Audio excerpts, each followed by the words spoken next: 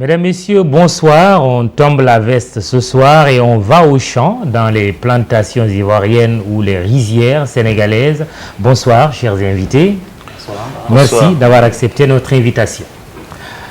C'est parti pour la série d'émissions initiées par IPAR, Initiative Prospective Agricole et Rurale. Notre sujet de ce soir, améliorer les politiques d'autosuffisance en riz en Afrique de l'Ouest. Pour en débattre, nous recevons l'Ivoirien Khalilou Traoré, commissaire de la CEDEAO en charge de l'industrie et du secteur privé, basé à Abuja au Nigeria. Son compatriote Christian Kwame Bi, agronome et chef du département appui à la production de l'Office national de développement filière riz en Côte d'Ivoire. Le Sénégalais Alioune Gueye, vice-président de la Fédération des périmètres agricoles du Sénégal. Et enfin, Charité bien ordonnée termine par soi-même, je provoque un peu, pour introduire Dr Ibrahima Ath, économiste et directeur de recherche d'IPAR. Vous êtes Sénégalais, bien entendu. On commence par vous, Monsieur Ath. Pourquoi cette initiative d'IPAR? Merci Mamoudou. Cette initiative fait suite à disons une réflexion entre trois think tanks, IPAR, Sisi du Nigeria et CIRES de Côte d'Ivoire, pour contribuer au travail, à la réflexion qui est en cours au niveau de la CEDEAO sur les politiques d'autosuffisance en riz.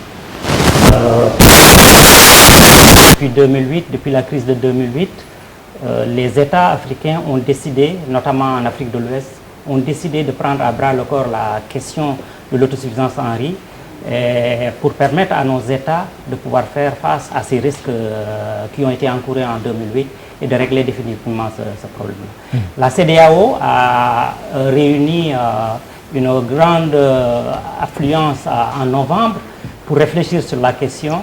Et de cela est ressorti une déclaration qu'on appelle la déclaration de Dakar, qui, disons, fait des propositions afin qu'on atteigne l'autosuffisance en riz en 2025. Oui. Et c'est pour faire suite à cela que IPAR a décidé de convier les différentes parties prenantes, les chercheurs, mais aussi le secteur privé, la CEDEAO, afin de réfléchir sur l'opérationnalisation de cette déclaration de Dakar. Alors, Monsieur Traoré, commissaire de la CEDEAO, on sait qu'il y a une politique agricole commune dans l'espace ouest africain. L'ambition, la vision, c'est de faire de l'agriculture le levier de l'intégration régionale. Quels sont les grands axes de cette politique agricole commune? La politique agricole commune a pour but d'appuyer les États dont les économies dépendent en grande partie du secteur agricole, de réussir, n'est-ce pas, leur politique de développement agricole. La politique agricole apporte également cette dimension régionale du marché qui peut permettre, n'est-ce pas, à chaque État de profiter de l'espace économique que nous sommes en train de créer et qui regorge au moins 360 millions de consommateurs et pour lesquels nous sommes toujours encore en train d'importer des quantités énormes de produits. Un chiffre de ce que ça nous coûte par an? Alors, juste pour l'importation du riz, par exemple. Je vous donne l'exemple du riz. Oui.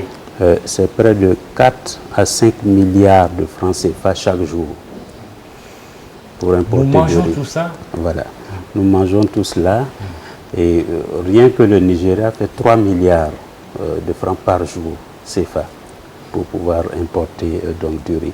Alors vous imaginez tout ce que cela représente en termes de sortie des devises, en termes d'emplois qui auraient pu être créés, etc. Et donc l'approche régionale est de dire chaque pays à son niveau peut faire beaucoup mais ne peut pas régler tout seul toutes ces questions. Donc nous venons avec un marché, avec un certain nombre de régulations, avec le tarif extérieur commun, avec la libre circulation et avec aussi des instruments de mutualisation des différentes expériences, des différentes connaissances et des instruments de mobilisation de ressources pouvant venir en appui dans ces initiatives nationales. Très bien. Alioune Gueye, la parole à vous maintenant. On va surtout insister sur l'autosuffisance en riz. On sait que l'objectif fixé par l'actuel gouvernement, c'est d'y arriver en 2017. Où en est-on? Merci Maoudou. Par rapport à la question, on va droit au but. Oui. Nous sommes sur la voie, mais ce n'est pas gagné d'avance.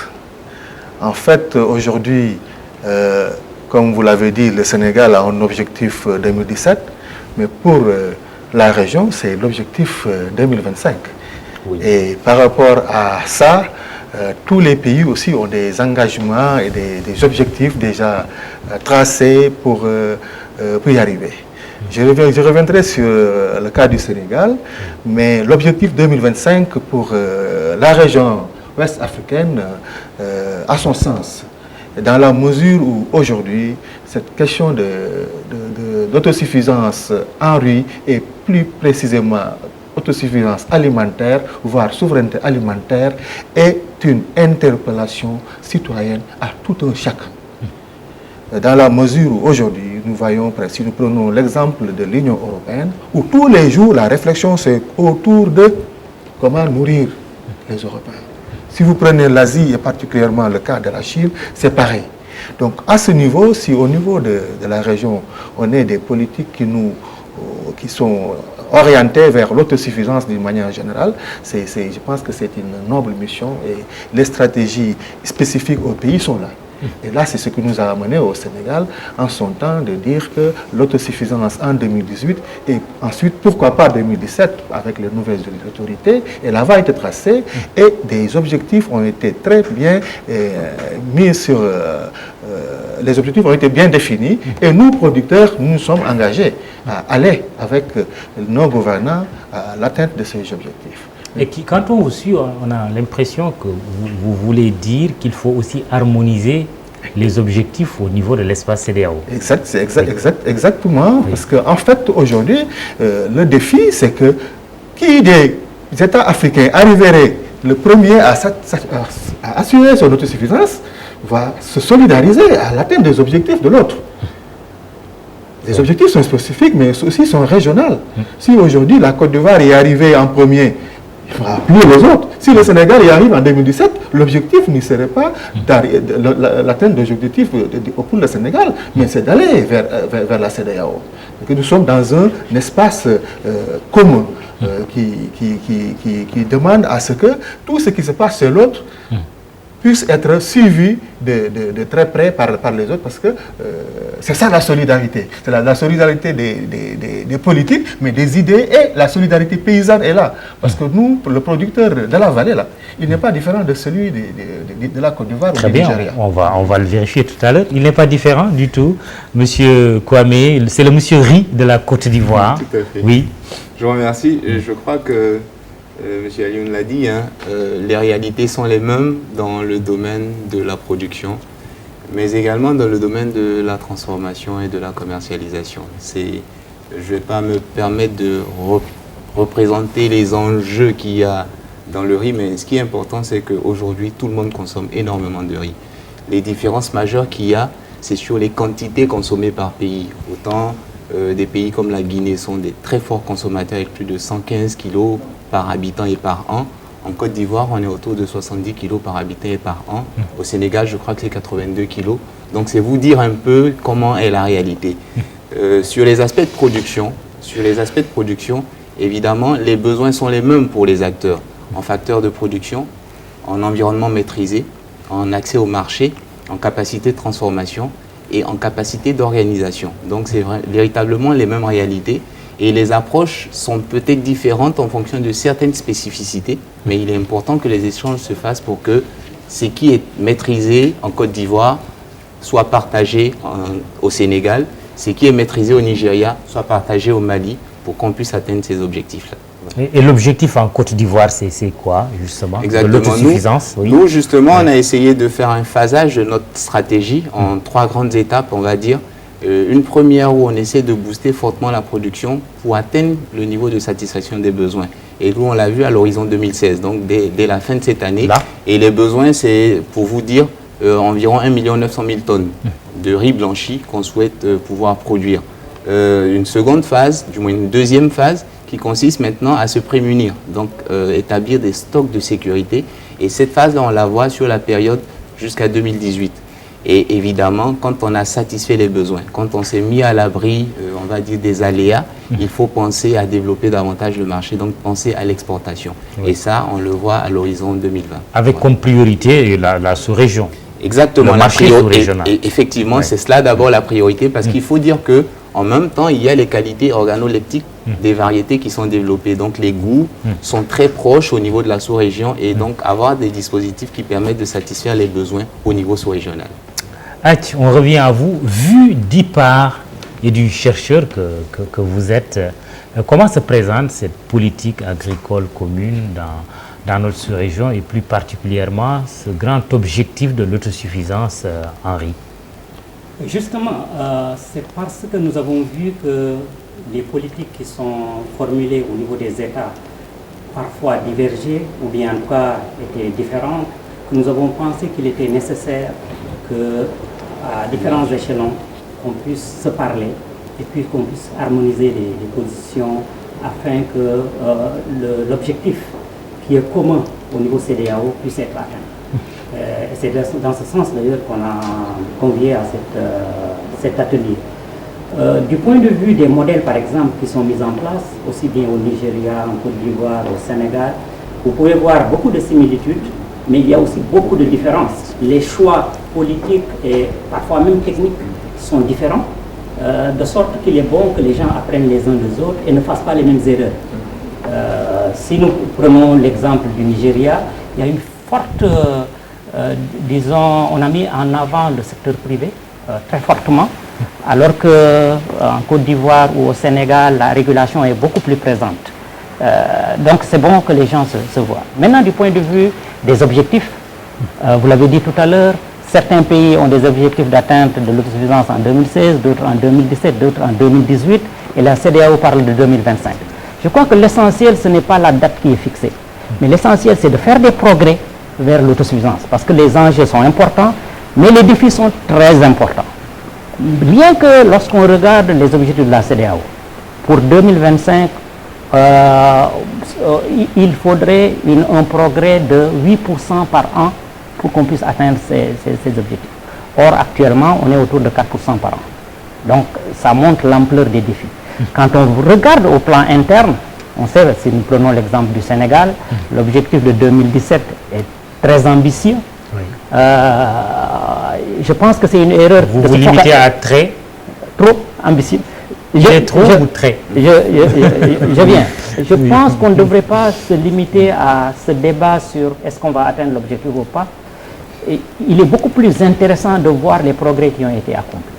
Par exemple, lorsqu'on voit au niveau du riz pluvial, on a doublé les rendements en quelques années. Ça, c'est des progrès énormes qu'on ne met pas souvent en avant. Il faut éviter la politique politicienne. Exactement. Et valoriser les progrès qui ont été accomplis. Les progrès qui ont été accomplis, par exemple, dans le Delta, sont énormes. Même dans la vallée du fleuve Sénégal, du fait de l'engagement du secteur privé, de l'engagement des producteurs, mais aussi de l'engagement de l'État qui a mis beaucoup d'argent. Depuis 2008, il y a eu énormément d'argent qui a été mis dans le secteur du riz, même s'il y a beaucoup d'insuffisance aussi dans la façon dont les politiques sont menées. Donc, pour me résumer sur ce point-là, je crois qu'il ne faut pas juste se mettre sur l'objectif de 2017. Ce serait difficile de l'atteindre. Il faudrait plutôt valoriser les progrès qui sont accomplis et les rendre durables, afin que dans les années à venir, qu'on puisse atteindre cette autosuffisance. D'autant que les défis en termes d'augmentation de la population, d'augmentation du revenu de la population, qui fait que la demande va augmenter très rapidement, ces défis font que la production va difficilement suivre le rythme d'augmentation de la population et du niveau de vie. Très bien. Alors, M. Traoré, on revient à vous. Au niveau de la CEDEAO, qu'est-ce que vous dites par rapport d'abord à ces objectifs qui diffèrent d'un pays à l'autre, c'est vrai, avec comme horizon 2025, comme le fixe la CEDEAO? Mais nous saluons les objectifs ambitieux fixés par les pays ça et là. Et comme le disait donc Ibrahim, le plus important sont les progrès réalisés, et dans ce sens, nous avons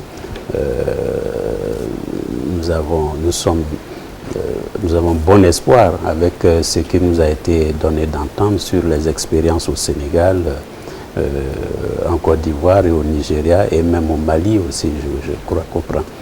Et nous sommes très attentifs à ces modèles et à ces progrès. Et notre rôle, c'est d'amener vraiment ce partage d'expérience pour que chacun dans son modèle puisse faire les améliorations qu'il faut et que les autres puissent également tirer le maximum d'efforts. Nous sommes dans une perspective régionale. Tous les pays ne vont pas avancer à la même vitesse en fonction des réalités. Et c'est pourquoi notre objectif en termes de date est beaucoup plus loin. Certains atteindront avant cette date l'autosuffisance et pourront alimenter les autres qui prendront le temps nécessaire pour pouvoir faire. Qu'est-ce qu'on fera demain des retardataires? Est-ce qu'il y a des sanctions qui sont prévues? Non, je pense que chaque pays a développé, a mis en place une stratégie nationale de développement du riz. Et l'idée, c'est d'aider donc chaque pays parce que nous sommes en face de deux grands défis.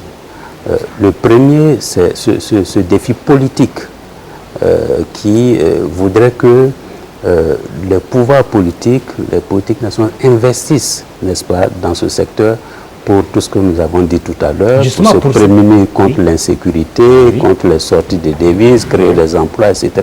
Donc il y a des enjeux politiques énormes. Absolument, il faut des moyens de contrainte, non?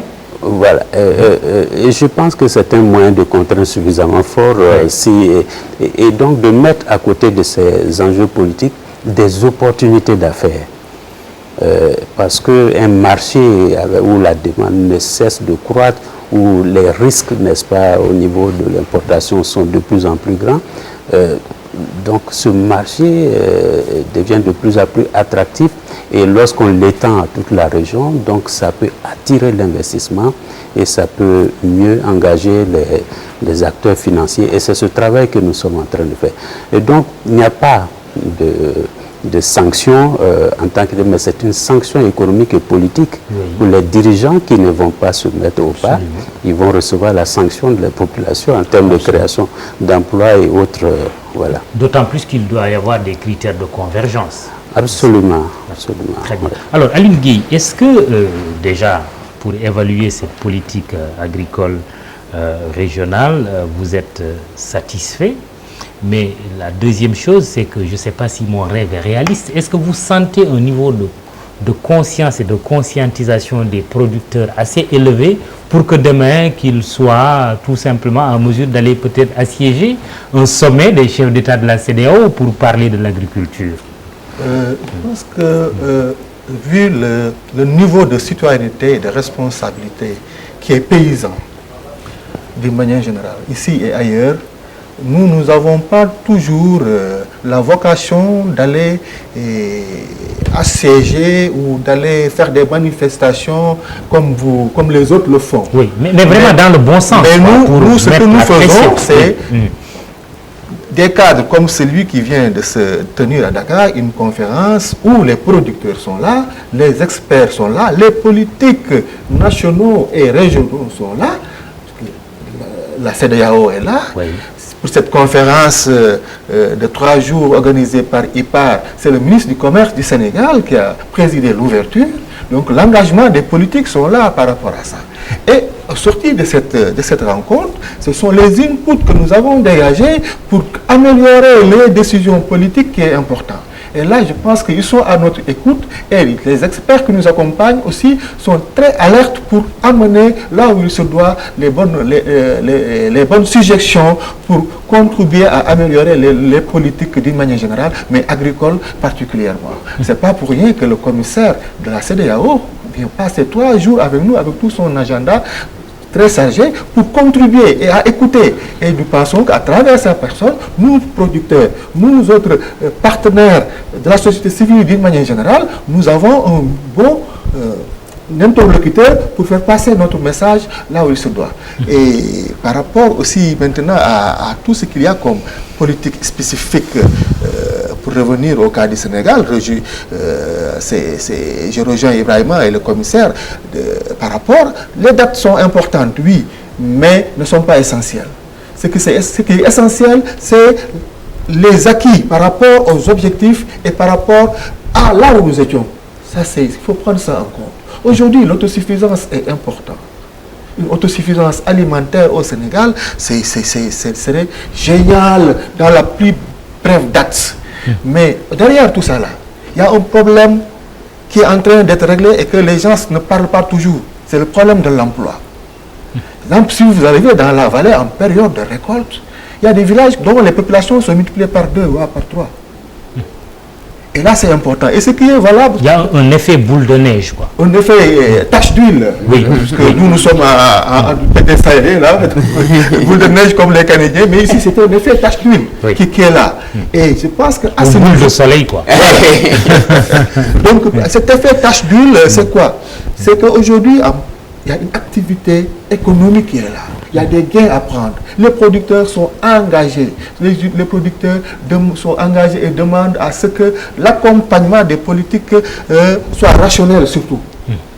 Soit rationnel, cela veut dire que nos besoins soient des besoins réels exprimés, mais aussi que ce qui s'en vient comme soutien soit des soutiens rationnels. Parfois, ça s'en vient, mais ne répondent pas toujours à l'attente ou aux besoins réels.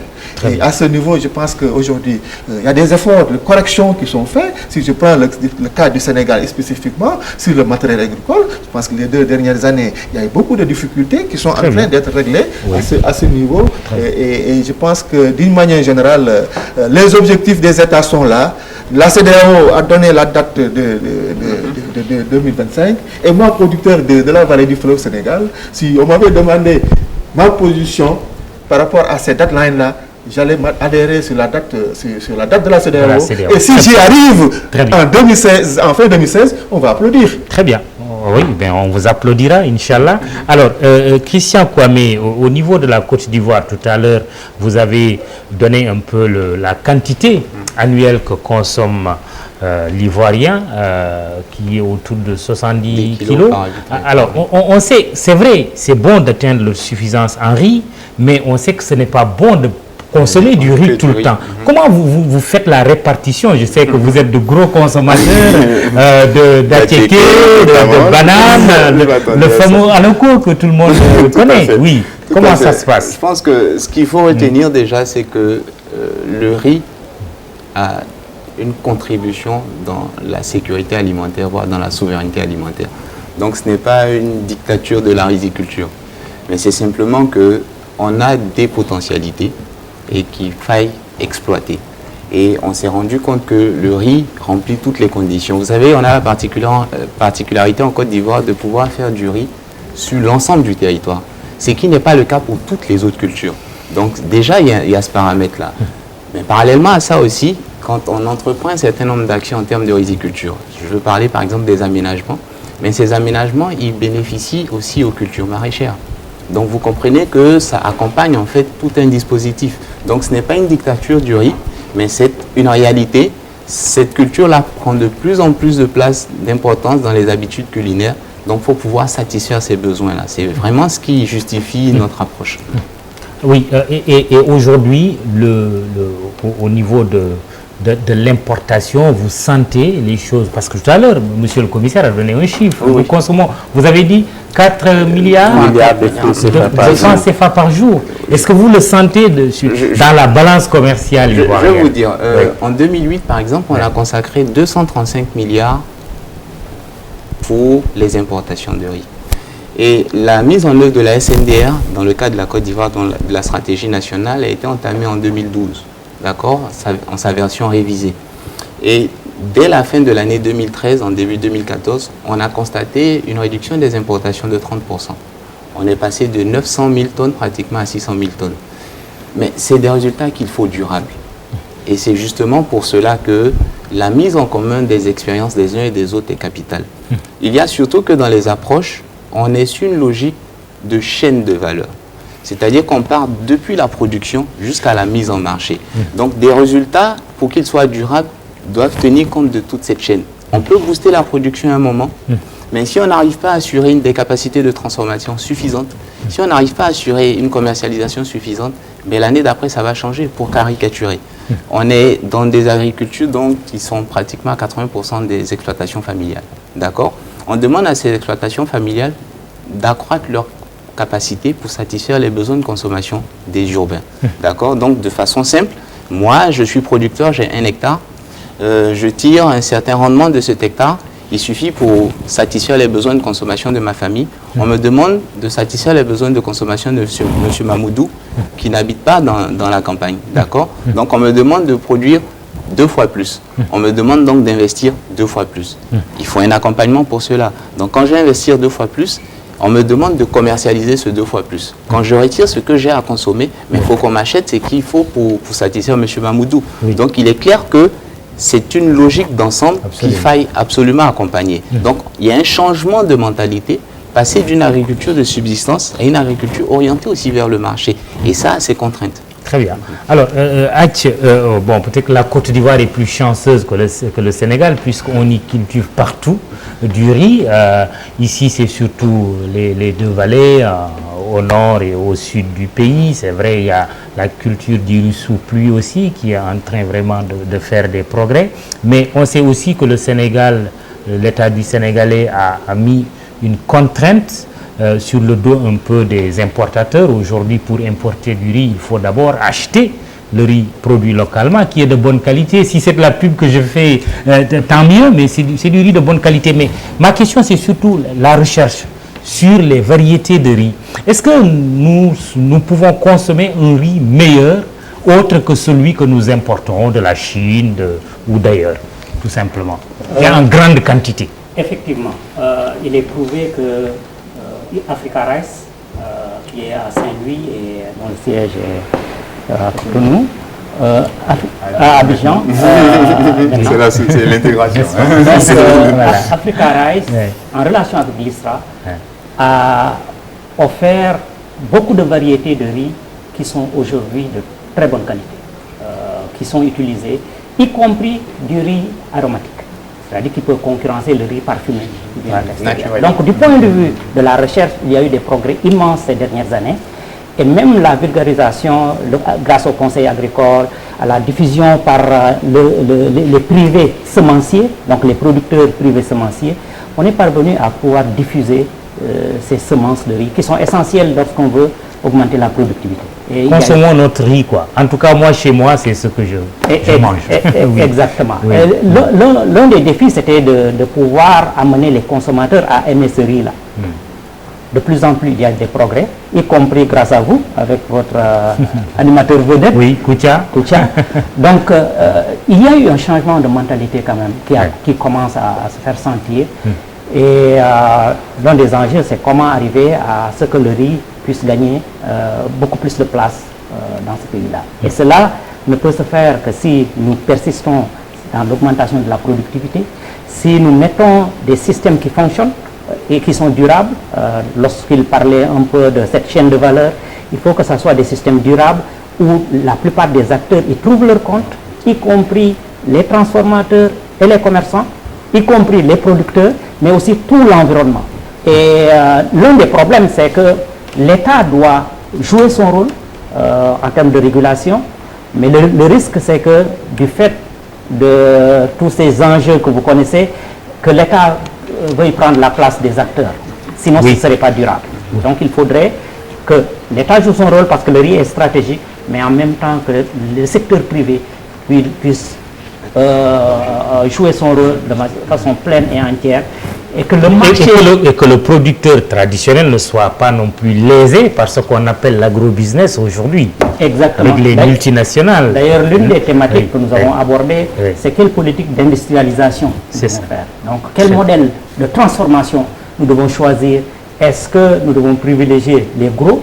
Parce que être gros ne signifie pas être plus efficace ni plus efficient. Justement.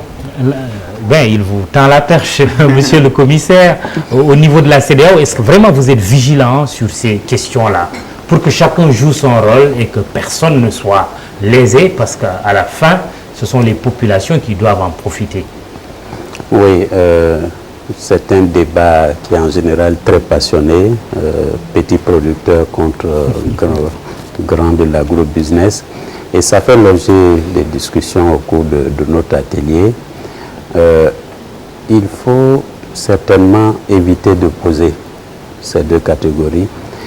Nous avons des exemples, n'est-ce pas, de mixage entre ces grandes entreprises et les petites entreprises dans d'autres domaines.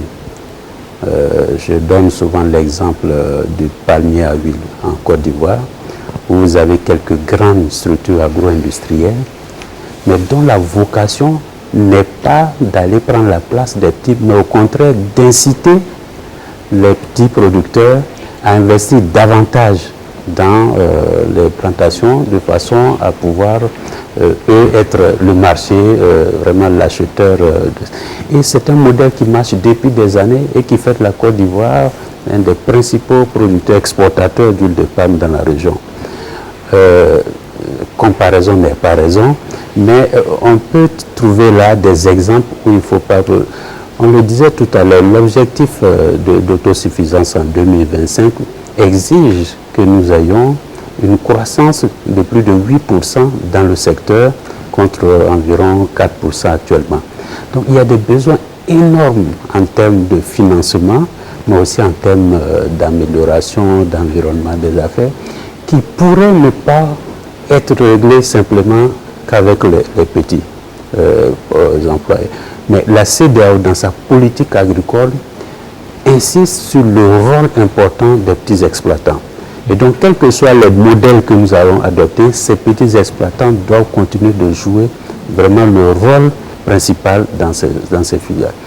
Et donc, on peut, à partir de là, raisonnablement regarder les modèles selon lesquels on peut amener les grands et les petits à fonctionner ensemble. Justement, mais de manière très simple, on sait que pour produire dans le domaine de l'agriculture, il faut de la terre, il faut de l'eau, il faut aussi du financement. Concrètement, comment ça se passe? En des termes très simples. Il y a plusieurs modèles. Il y a l'exemple de la Côte d'Ivoire, et Christian pourra en parler, où les grands interviennent, mais sans aller au niveau de la plantation. Ils sont dans le reste de la chaîne des valeurs, ils assurent le financement de la chaîne des valeurs, l'achat des stocks, etc. La mise à marché. Il y a d'autres exemples, comme au Nigeria avec Olam, où vous avez donc Olam qui a pris 10 000 hectares, sur lesquels il cultive actuellement, je crois, 4 000 hectares, pour assurer un minimum d'approvisionnement de leur unité de grande capacité, et le reste est acheté avec les producteurs. Alors, on regarde tous ces différents modèles pour voir là où on a les meilleurs succès, de façon à conseiller les politiques pour, sans rejeter les grandes entreprises, quand même regarder comment on peut mieux les intégrer dans la satisfaction des besoins qui restent encore énormes. Alors, Aline Gueye, est-ce que vous avez accès au financement? On sait aujourd'hui que la donne a changé. La Banque africaine de développement qui s'est réunie en 2015 à Dakar a lancé un peu l'initiative L'Afrique nourrit l'Afrique avec beaucoup d'argent qui est annoncé. Est-ce que vous, en tant que producteur, vous avez accès à ces financements, surtout aux gros financements? Pour le moment, si je prends le cas du Sénégal, pas encore, dans la mesure où c'est des mécanismes qui ne sont pas encore totalement connus par rapport à l'accès. Maintenant, si je me réfère toujours au Sénégal, le problème du financement de la production n'est pas très problématique dans la mesure où nous avons un outil financier, à savoir la Banque nationale de crédit agricole, oui, qui est la banque des producteurs, puisque les producteurs siègent même au conseil d'administration de la banque à travers le CNCR, la FAMS et la CNAS et l'UNCAS. Et je pense qu'à ce niveau, aujourd'hui, c'est des améliorations qu'il faut apporter sur le type de financement. Aujourd'hui, les producteurs ont fait une requête auprès des autorités pour qu'on revoie le système de financement par rapport à la production. Pourquoi un financement. Qu'est-ce qu'il faudrait revoir? Ce qu'il faudra, c'est la période. Par exemple, on nous demande d'aller vite, d'aller sur deux campagnes, par exemple, alors que le crédit est octroyé par campagne. Aujourd'hui, on dit, OK, c'est 2 campagnes dans l'année, donc mettons en place des mécanismes qui puissent permettre de mettre en place le crédit annuel, donc sur 2 campagnes. Et qui prend en compte aussi l'autre dimension d'après-culture, les post-récoltes, la commercialisation, entre autres, mais aussi le matériel. Aujourd'hui, l'État fait beaucoup d'efforts par rapport au matériel agricole. Mais à ce niveau aussi, je pense qu'il faut trouver des lignes de crédit qui permettent aussi aux investisseurs locaux de pouvoir accéder à ces financements-là à des conditions souples. Normalement, au Sénégal, ça ne devrait plus se poser quand même avec toutes ces institutions qui sont créées. Vous avez parlé de la Caisse nationale de crédit agricole, mais la BNDE, FONGIP, exactement. Abondance de biens, ça ne devrait pas nuire. Voilà. Maintenant, ce qu'il faudrait faire, c'est qu'au moins qu'on organise, par exemple, aujourd'hui, un forum des bailleurs de l'agriculture au Sénégal, les bailleurs locaux. Parce qu'aujourd'hui, chacune de ces institutions est dans son coin et pas en mission seule vers un seul individu qui est le producteur ou l'industriel ou le transformateur. Et à ce niveau, je pense qu'organiser des cadres qui permettent à ces institutions, surtout que c'est des institutions qui ne sont pas totalement privées, c'est des institutions mises en place par l'État du Sénégal pour accompagner les producteurs dans leur ensemble. Je pense qu'il y a une synergie qu'il faut chercher par rapport à ces partenaires. Si l'on a un cadre que nous ne savons pas, qu'ils nous disent. Mais en tout cas, nous pensons aujourd'hui que, vu tout ce que nous avons comme préoccupation, vu toutes les attentes qu'on a vis-à-vis de nos producteurs, ces partenaires-là doivent s'organiser davantage. On nous demande de nous organiser localement à travers nos organisations paysannes, etc. Mais ces outils mis en place par l'État aussi doivent s'organiser. Je vous donne un exemple. Moi, je suis un producteur. Je suis un responsable dans une organisation qui s'appelle la Fédération des périmètres autogérés et qui pèse 15 000 hectares d'aménagement hydro-agricole avec maîtrise totale de l'eau. Si, par exemple, dans une même semaine, 3 institutions d'appui nous demandent de nous rencontrer, nous n'irons pas au champ.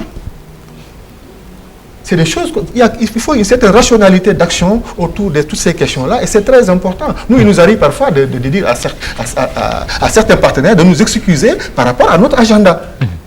Là, je pense qu'il faut qu'ils s'organisent aussi, mais comme vous le dites, ces outils-là aujourd'hui devraient régler les problèmes du financement d'une manière générale. Très bien. Mais tout juste par rapport à l'agro-business. Oui.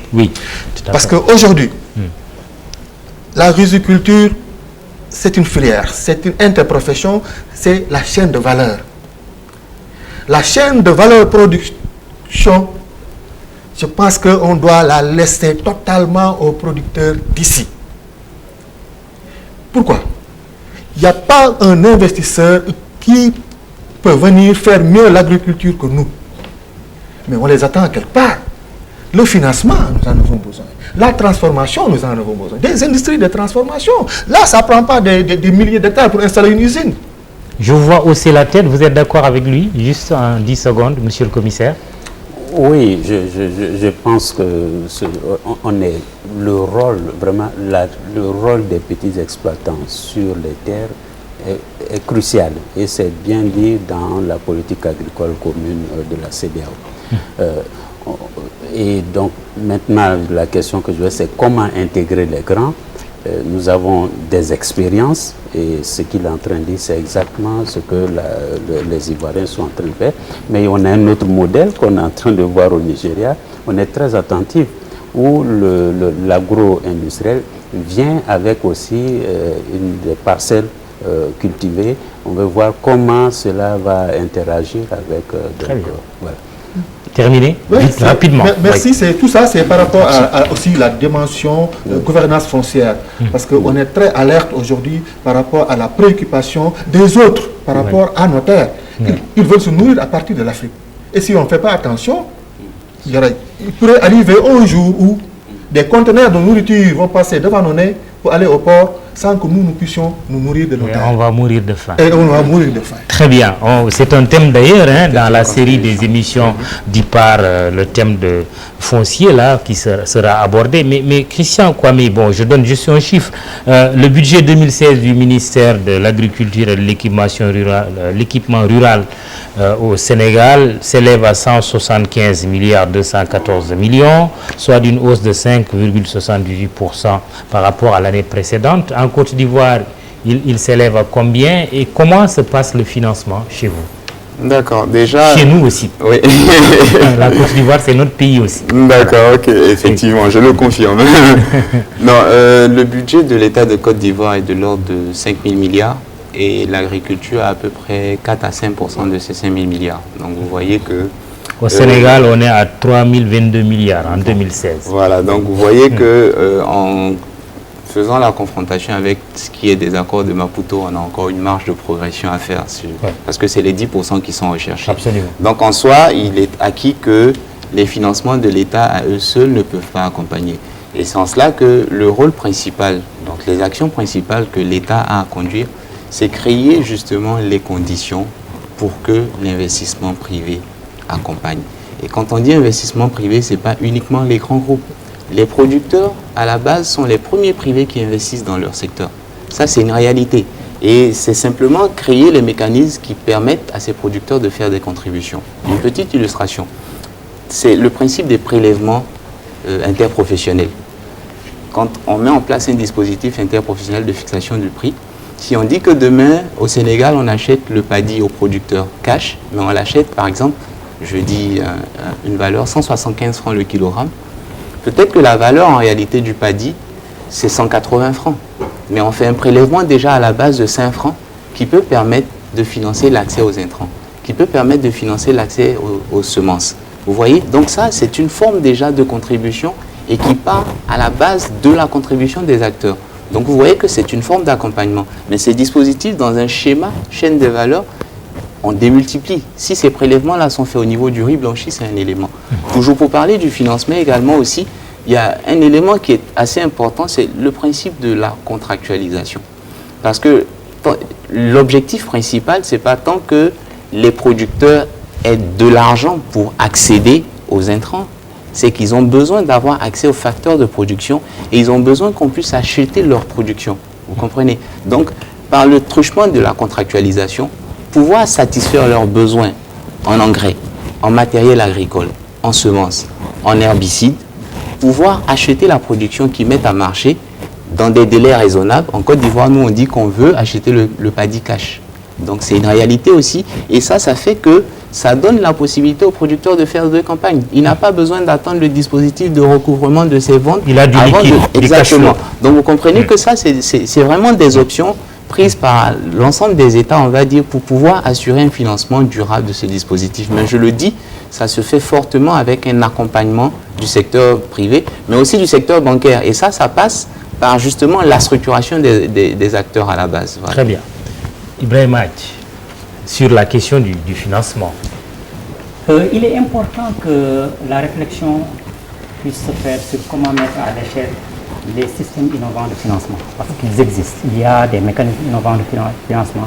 Hier, par exemple, durant la session, on nous a montré même au Sénégal des systèmes où on n'a pas besoin de mobiliser des ressources financières. C'est le paddy qui sert de caution, sert de nantissement pour pouvoir permettre aux producteurs de pouvoir accéder à des intrants, de pouvoir produire, de faire passer ce paddy-là aux transformateurs, etc. Jusqu'à ce que le commerçant puisse y accéder, vendre et puis commencer à payer. Et dès qu'il paye, tout le chaînon est automatiquement payé.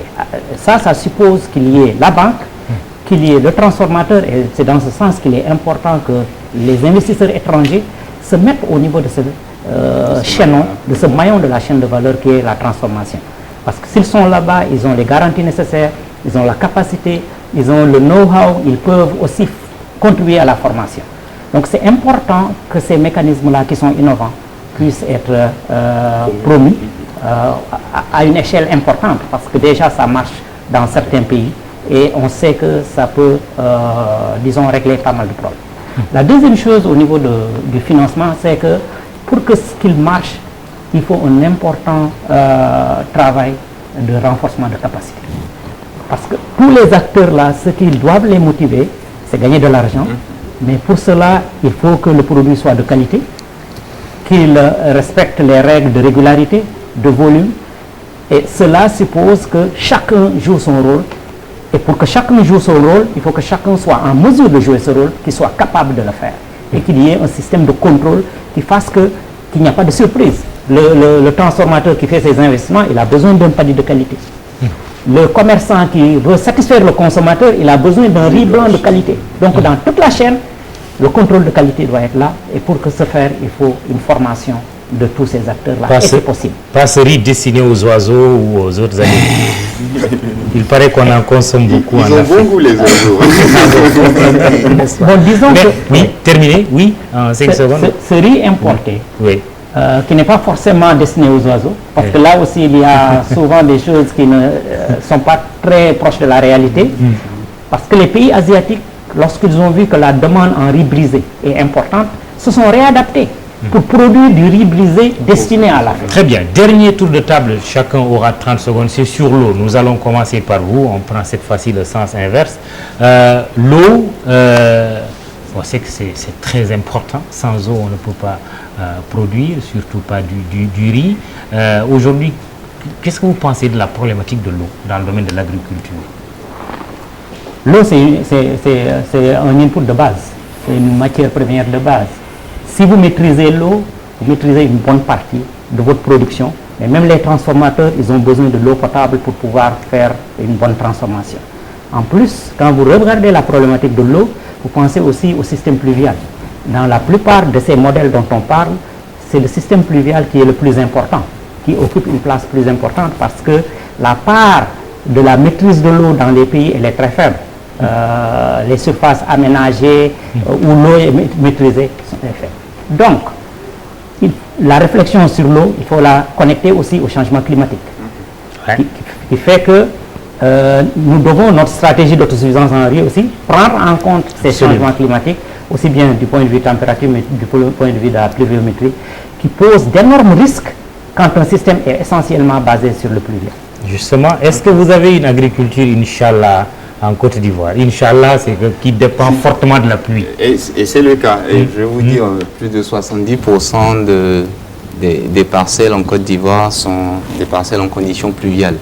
Donc, il est clair que c'est une réalité. Mais on ne baisse pas les bras face à cette réalité. Il y a beaucoup de façons. C'est clair, Ibrahim l'a dit un peu, tout ce qui est de la maîtrise de l'eau est un élément capital. Mais il y a plusieurs façons de maîtriser l'eau. Donc il y a tous les grands investissements en termes de barrages, tout ça, qui sont coûteux. Mais il y a également des prises au fil de l'eau ou des petits cours d'eau, des petits dispositifs de maîtrise qui permettent d'irriguer. Mais il y a surtout le gros apport de la recherche par le développement de variétés qui s'adaptent au changement climatique. Il y a également le calage des cycles et même les prévisions météo pour permettre aux producteurs de s'adapter à ces réalités. Donc, ce n'est pas tant Inch'Allah, il y a quand même des pistes qui permettent d'y aller. À l'Ingué, on a eu de bonnes récoltes cette année parce qu'il y a eu une bonne pluviométrie, il faut le reconnaître, au Sénégal. Mais bon, touchons du bois pourvu que ça dure. Mais est-ce qu'on doit seulement dépendre de cela? Oui, aujourd'hui, si une bonne récolte hivernale par rapport à l'arachide et les autres céréales en culture sous pluie, et même pour le riz sous pluie, parce que c'est la zone aussi de la Casamance qui avait ce programme pluvial, mais bonne récolte risicole dans la vallée, c'est mitigé pour cette présente campagne. Nous sommes sur 2 campagnes, la contre-saison. Ça a été une excellente campagne, même si l'eau est venue commettre des dégâts, oui, avec les pluies qui sont arrivées alors qu'il y avait encore la production au champ. La présente campagne qui prend fin, la campagne hivernale, n'a pas répondu aux attentes ni des producteurs ni des politiques, parce que les histoires des changements climatiques sont là, mais un phénomène de maladie aussi est advenu. Par contre, aujourd'hui, nous sommes préoccupés par la gestion de l'eau, parce que nous sommes même parvenus, avec la SAED, à mettre en place des cadres pour contribuer à la gestion des structures hydrauliques. Il y a les FOMAED qu'on paye, il y a des comités de gestion des infrastructures hydrauliques qui sont là et que les producteurs mettent de l'argent, sachant que la maîtrise de l'eau est essentielle pour la poursuite de nos activités et maintenir ces infrastructures publiques qu'on nous a confiées. Monsieur le commissaire, on termine par vous. L'eau, vue de l'esprit, l'Afrique en a, à perte de vue. Normalement, on ne devrait pas avoir de problème d'autosuffisance. Vous dites quoi? Je ne sais pas si on en entend que ça. C'est sûr que l'eau est capitale pour le développement de la production et des défis énormes existent dans ce domaine, ce qui explique que l'agriculture pluviale reste quand même l'agriculture la plus dominante dans la région. Nous, au niveau de la CEDEAO, on travaille avec un certain nombre d'institutions dans ce domaine, comme des organisations des bassins. Travaillons également sur des projets de retenue d'eau au niveau régional. Nous travaillons avec des organisations comme le SILS qui font des études de la prévision météorologique. Mais au-delà de tout cela, l'investissement, la mobilisation des flux financiers pour faire les réalisations d'infrastructures importantes pour l'irrigation reste capital. Et nous travaillons en ce moment même avec des organisations de financement, notamment des institutions de financement, qui interviennent chacun de façon individuelle dans la région sur des projets, de voir comment on peut les mettre ensemble pour arriver à des instruments, des outils de financement plus importants, plus volumineux et pour mieux structurer. Donc nous travaillons avec la BAD, la BDC, la BOAD et un certain nombre de choses. Et nous avons, n'est-ce pas, un projet d'arriver à quelque chose comme un fonds de l'agro-industrie dans la région qui pourrait même être l'intermédiaire entre plusieurs fonds d'investissement ou tous les acteurs de financement. Très bien. Merci à vous tous d'être venus. Ne nous faites surtout pas le reproche de n'avoir pas invité de femmes. IPAR, voilà, certainement tout cela, ça va être corrigé au fil des émissions que nous aurons à vous présenter. Émissions initiées par justement IPAR, Initiative Prospective Agricole et Rurale. Merci donc de nous avoir suivis. Bonsoir.